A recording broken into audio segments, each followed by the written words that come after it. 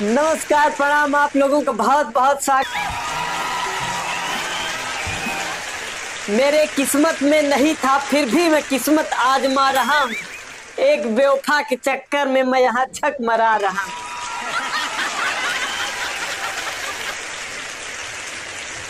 भाई साहब, मैं उसको बेवफा इसलिए बोल रहा हूँ क्योंकि एक समय था जब मैं उसके पास मैसेज करता था तो धोनी के स्टंपिंग करने में जितना समय लगता है ना भाई, उससे भी कम समय में वो रिप्लाई कर देती थी।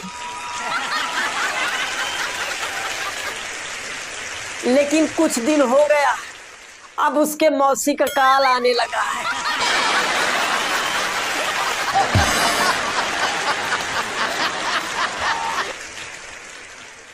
एक दिन मैंने उससे पूछ लिया कि ऐसा क्यों करती हो, तो उन्होंने कहा कि ऐसा मैं इसलिए करती हूँ क्योंकि मुझे तुम पर भरोसा नहीं होता।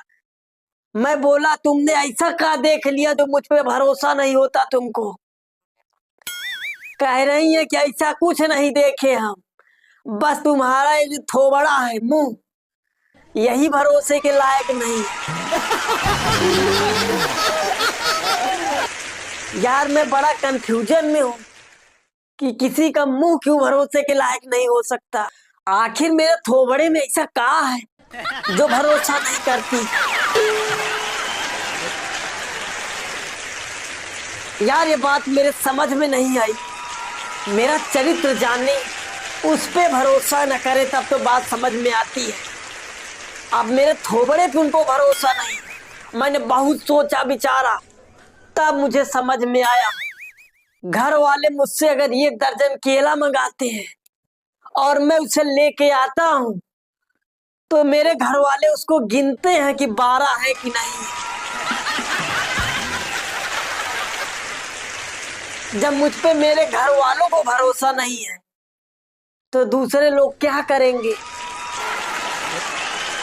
फिर मुझे दुख थोड़ा कम हुआ जब वो मुझे चूना लगा के गई। तो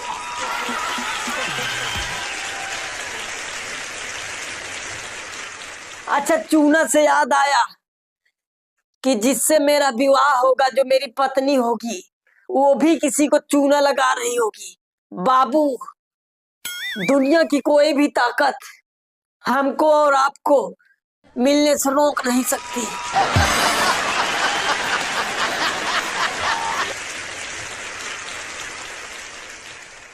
उसको क्या पता कि एक ताकत यहाँ है, मैं नहीं मिलने दूंगा।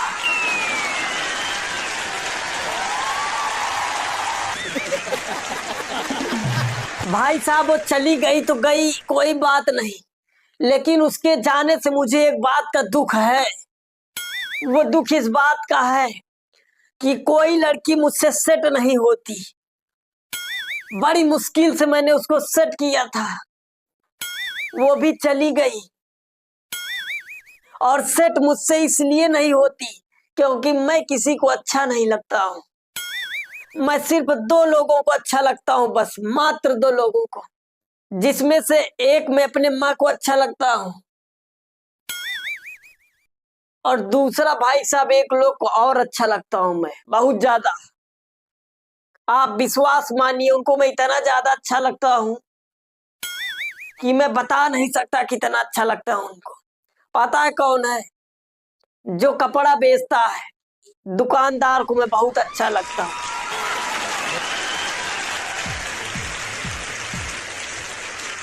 आप यकीन मानिए मेरा, मैं दुकान पे कपड़े लेने जाता हूँ, उस दुकान का जो सबसे घटिया कलर होता है और जो सबसे रद्दी क्वालिटी का कपड़ा होता है, उसे मैं पसंद करता हूँ।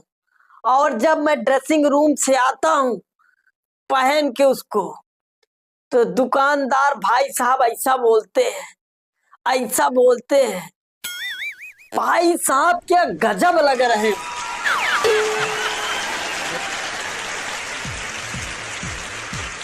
मतलब ऐसा लग रहा है जैसे कि आप के लिए कपड़ा बना था। क्या मैचिंग का कलर है, मतलब हमारे शरीर से मैच कर जाता उनका कलर।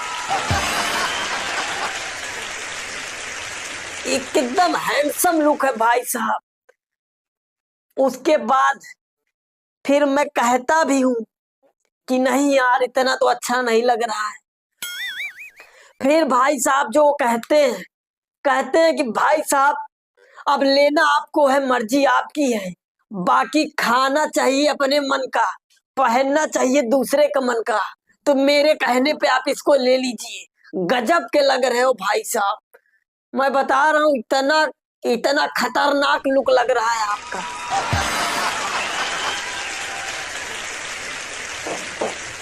अब मुझे संदेह होने लगता है। मैं वहां बगल लगे शीशे में देखता हूँ, फिर दुकानदार का मुंह देखता हूँ, फिर शीशे में देखता हूँ खुद को, फिर दुकानदार को देखता हूँ।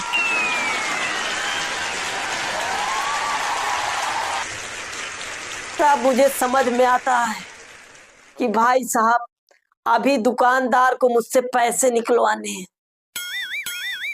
इसलिए मैं इसको इतना खतरनाक और हैंडसम लग रहा हूं।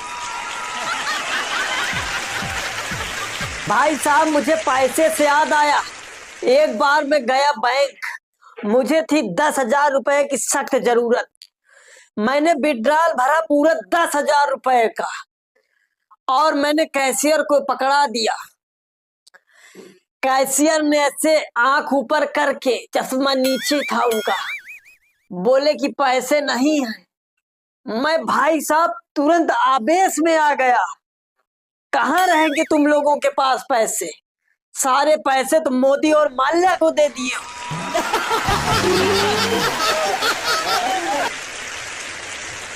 भाई साहब, कैशियर ने काट खाने वाली निगाह से देखते हुए कहा, अरे हरामखोर, बैंक में नहीं, तुम्हारे अकाउंट में पैसे नहीं है। तुमने विड्रॉल भरा है 10,000 का, और तुम्हारे अकाउंट में मात्र रुपए हैं 6।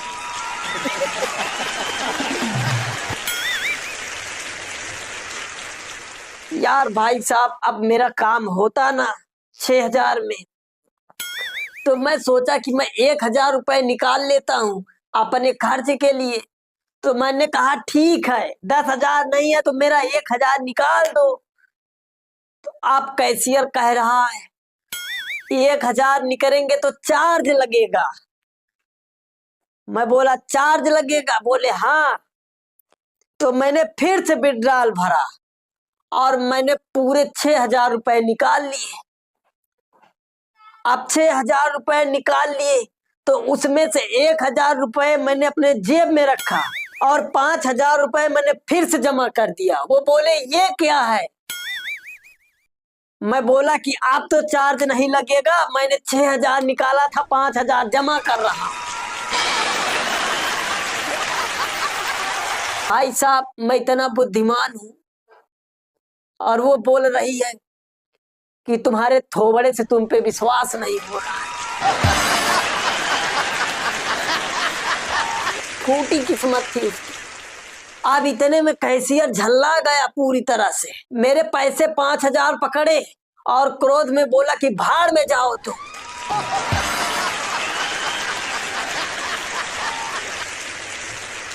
ये बात मैनेजर को पता चली।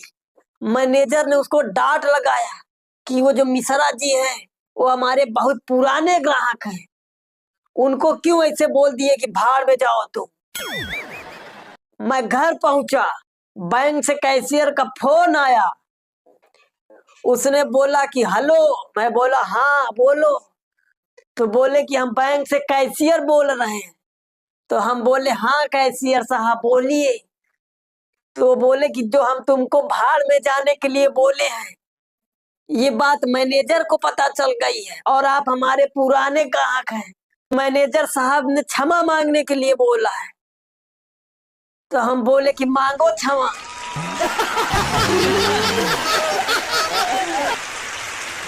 तब फिर बोले कि मैंने जो आपको भाड़ में जाने के लिए बोला था, आप भाड़ में मत जाइएगा।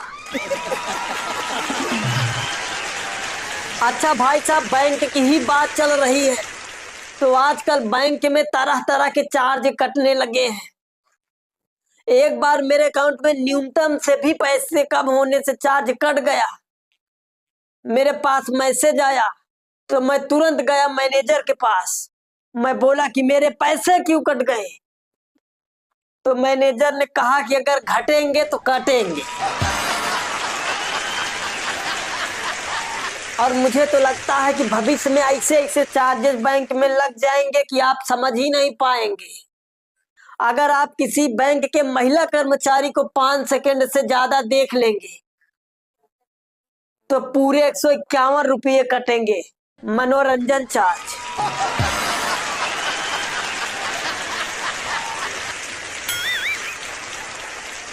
और अगर आप बैंक के सीसीटीवी कैमरा में देख लिए और आपकी फोटो आ गई उसमें, तब भी चार्ज कटेगा।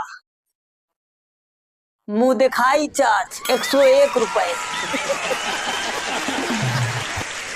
इतने नहीं, अगर आप फोन पे, गूगल पे या पेटीएम किसी भी यूपीआई के माध्यम से अगर आप अपने बैंक का बैलेंस चेक कर लिए तब भी चार्ज कटेगा।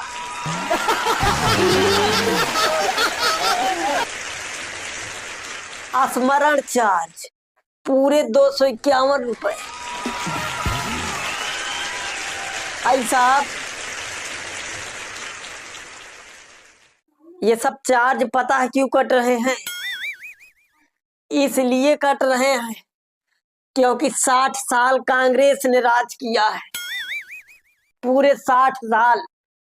और 60 साल में कांग्रेस सिर्फ गरीबी हटा रही थी, लेकिन सरकार बदल गई, नियम भी बदल गए।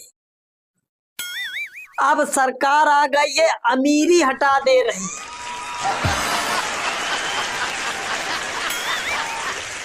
झंझटें खत्म, सब एक बराबर। तो कैसा लगा ये वीडियो? अगर अच्छा लगा हो तो कमेंट बॉक्स में कमेंट करके जरूर बताइए। अगर चैनल पे नए हैं तो चैनल को सब्सक्राइब कर लीजिएगा। मिलते हैं एक नए वीडियो में, तब तक के लिए जय हिंद।